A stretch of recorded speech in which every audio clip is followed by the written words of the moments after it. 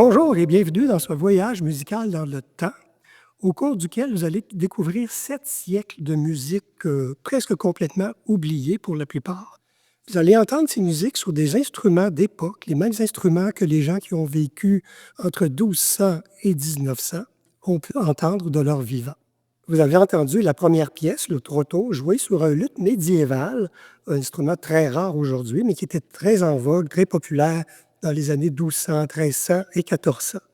Ce qui est très particulier, c'est que l'instrument, en plus de faire de la musique, était aussi une œuvre d'art. Il fallait que ce soit le plus beau possible.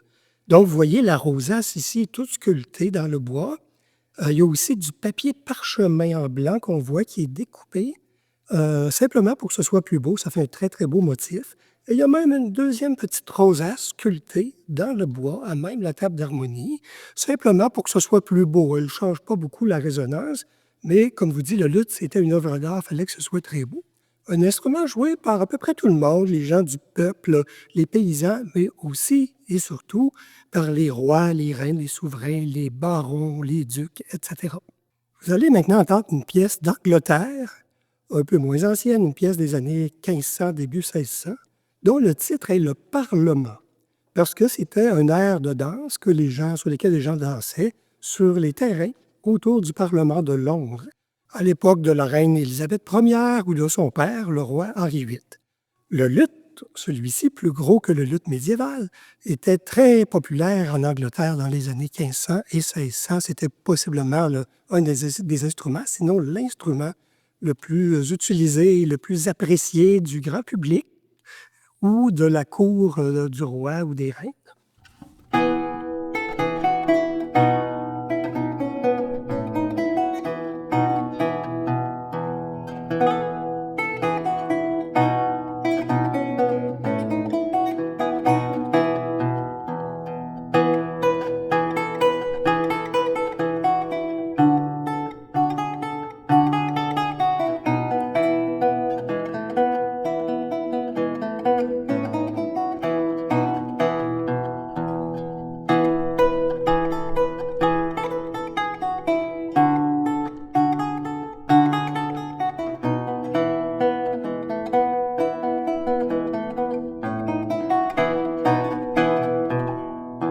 Je vous disais plutôt que le luth était aussi une œuvre d'art. Bien, c'était le cas de ce luth qu'on appelle aujourd'hui le luth Renaissance. Vous voyez aussi que lui aussi a une rosace sculptée, comme l'autre des frettes en boyau de mouton. L'évolution de l'instrument a fait en sorte qu'il y avait beaucoup plus de cordes. Celui-ci a 19 cordes. Je vais maintenant vous jouer une autre pièce très populaire à l'époque. Elle a été utilisée par William Shakespeare lui-même comme musique de scène lors de la représentation de Roméo et Juliette.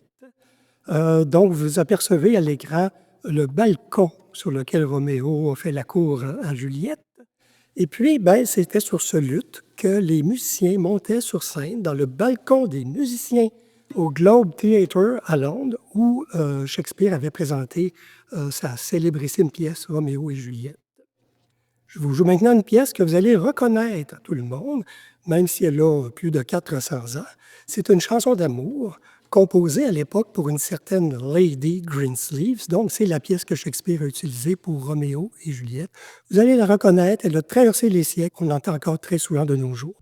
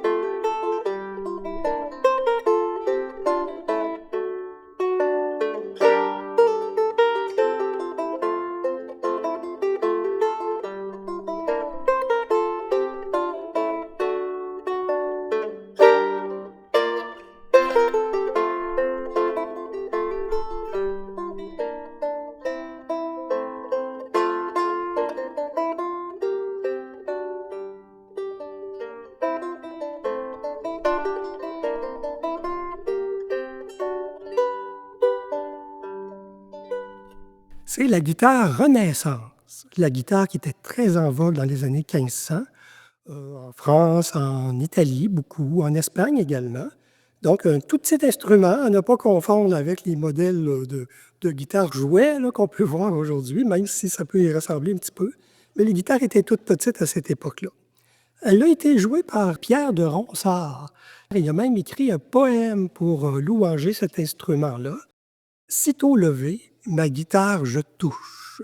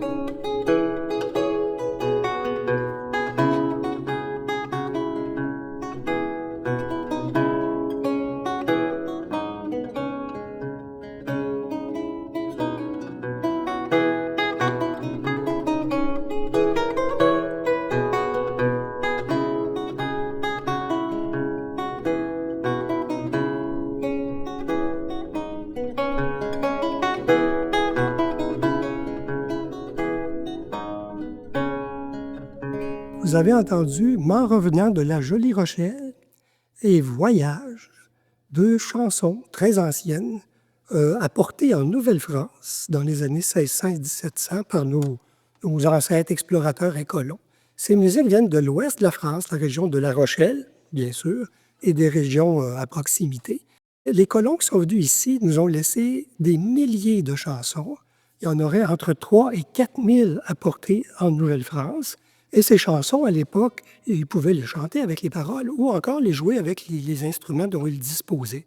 C'était un des rares loisirs que ces gens ici en Nouvelle-France pouvaient pratiquer, surtout durant l'hiver qui était interminable. Nous voici maintenant à Versailles, au château de Versailles, en compagnie du roi Louis XIV, grand amateur de musique, et qui était lui-même violoniste et guitariste. Il jouait sans doute de cette guitare, la guitare baroque, comme on l'appelle aujourd'hui, et sa magnifique rosace sculptée avec du papier parchemin et du bois. Le pont, au lieu d'être une tige de bois droite ici, était sculpté dans du bois d'ébène en forme de moustache. Ça s'appelait d'ailleurs les moustaches. Donc le roi jouait de la guitare et même il suivait des cours de guitare avec un grand virtuose de l'époque, Robert de Visé. Et on dit même que le roi, le soir, il avait de la difficulté à s'endormir. Vous savez, être roi, c'est pas facile. Alors, il y a des guerres, des révoltes, toutes sortes de problèmes à régler. Mais comme somnifère, il invitait son professeur de guitare, Robert de Visé, à lui jouer un petit air tranquille pour l'aider à s'endormir. Je vous propose maintenant un extrait d'un opéra sur lequel Louis XIV a dansé lui-même lors de spectacles à Versailles, la Gavotte pour les matelots. Donc, le roi faisait son petit numéro de danse sur scène devant tout le monde, et il paraît qu'il était le danseur le plus applaudi. Donc, il devait être bon.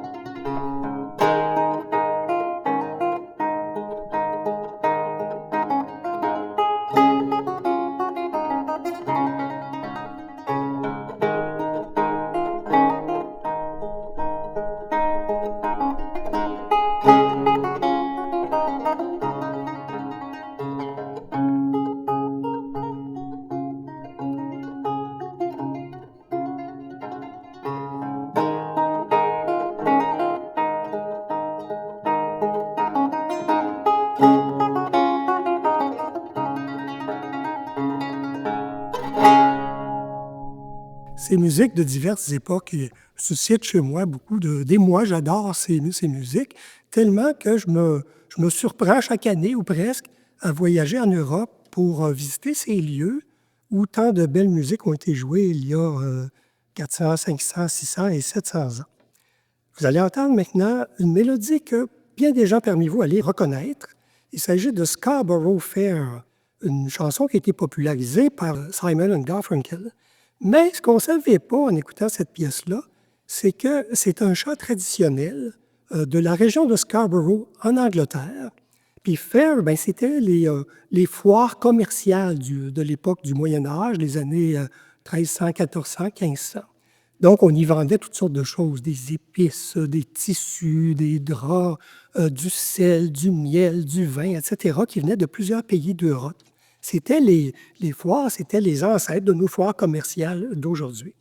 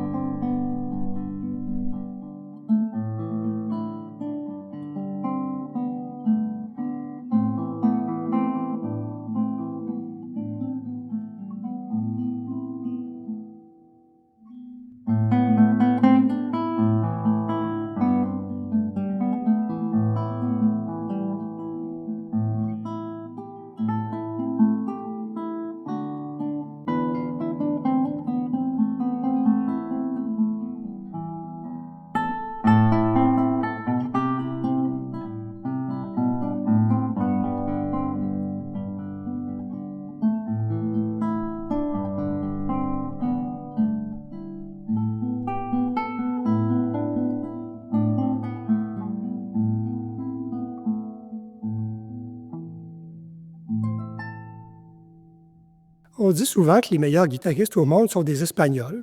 C'est vrai. Mais il n'y a pas qu'en Espagne qu'il y a des excellents guitaristes, il y en a dans plusieurs pays. Je vous amène au Brésil, où là aussi, il y a de plusieurs extraordinaires guitaristes, avec une pièce inspirée des sambas brésiliennes.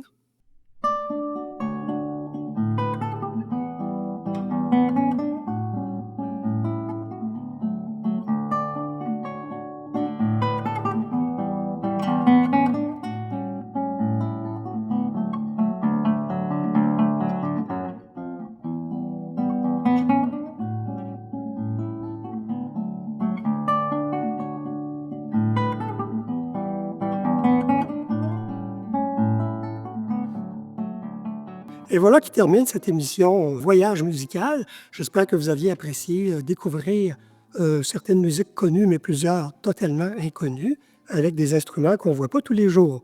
Donc, au plaisir et à la prochaine.